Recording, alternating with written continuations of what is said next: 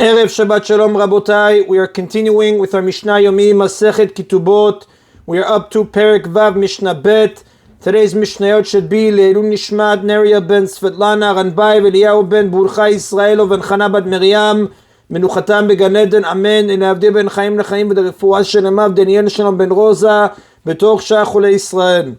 The rest of this chapter discusses the laws of a bride's dowry. The father of a bride is obligated to provide her with a dowry, household items, money, etc., which she gives the groom when she goes to live in his house at the time of Nisuin. The Mishnah begins, Haposek ma'ot lachatano met chatano. This is the law where one pledged to give a certain sum of money to his son-in-law as a dowry, but his son-in-law died before the Nisuin and left the surviving brother, Eyavam, who wants to marry the widow, meaning perform Yibum, and he is claiming the dowry for himself.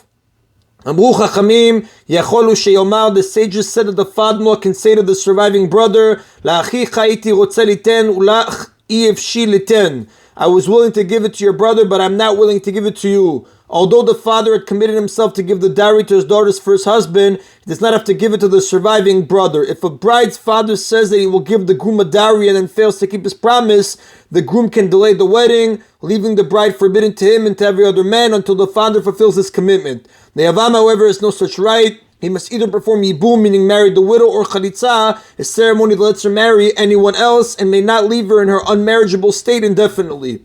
Although the Yavam replaces, so to speak, the deceased husband in a certain sense, he cannot claim the dowry because the father presumably intended to give the dowry to the first husband only if the husband marries her. In the Mishnah's case then, where the first husband never married her, the father did not become obligated to pay the dowry even to him, and certainly not to his replacement.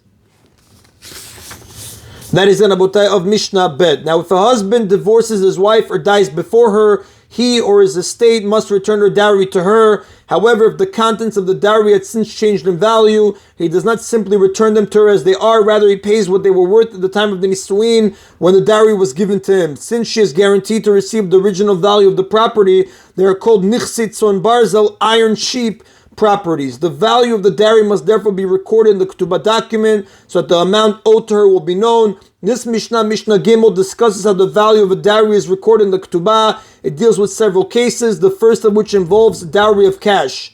Paskal achnis lo 1,000 dinar, if she pledged to bring 1,000 dinars into the marriage for him, hu posek negdan 15 maneh, he must pledge to pay her 15 manes, 1,500 dinars in their place in the event of divorce or his death. Since he can use the cash to make a profit, the sages obligated the husband to add 50% for a dowry of cash. It is the larger amount that the husband records in the Ketubah. Now, the addition of 50% does not violate the biblical prohibition against repaying a loan with interest because this is not considered a loan.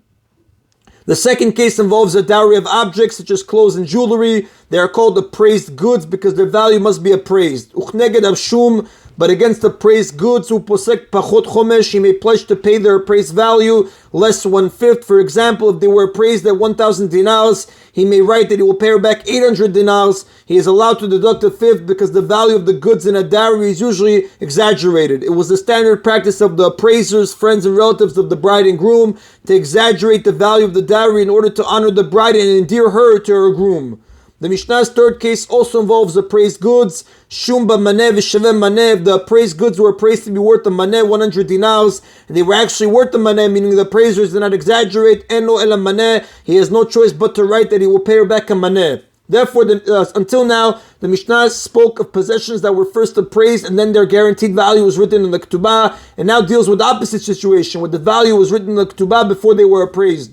Shum b'maneh, if the groom was told to write in the Ketubah that he pledges 1 manez, 100 dinars worth of appraised goods, he notenet 31 sela v'dinar. She must give goods that are appraised at 31 selas and a dinar, 125 dinars. As taught above, the amount recorded in the Ketubah is a fifth less than the appraised value. Therefore, if he was told to write 100 dinars, he must be giving goods appraised at 125 dinars. Uvarba meot, similarly, if the groom was told to write 400 dinars worth of appraised goods, he notenet 500, she must give him goods that are appraised at 500 dinars. And here too, the reason is that the amount recorded in the ketubah is a fifth less than the appraised value. Although these last two examples make the same point, the Mishnah includes them both in order to teach that there is no difference between a small amount, 100 to 125 dinars, and a large amount, 400 to 500 dinars. And the Mishnah summarizes its rulings about appraised goods. Mash shechatan posek, what a groom pledges, whether before the appraisal or after the appraisal, and whether the amount is large or small. Hu posek pachot chomesh, he pledges a fifth less than the appraised value. And that is an abotav to this Mishna Yomi. Everybody should have a erev Shabbat Shalom. Baruch Adonai Leolam. Amen v'amen.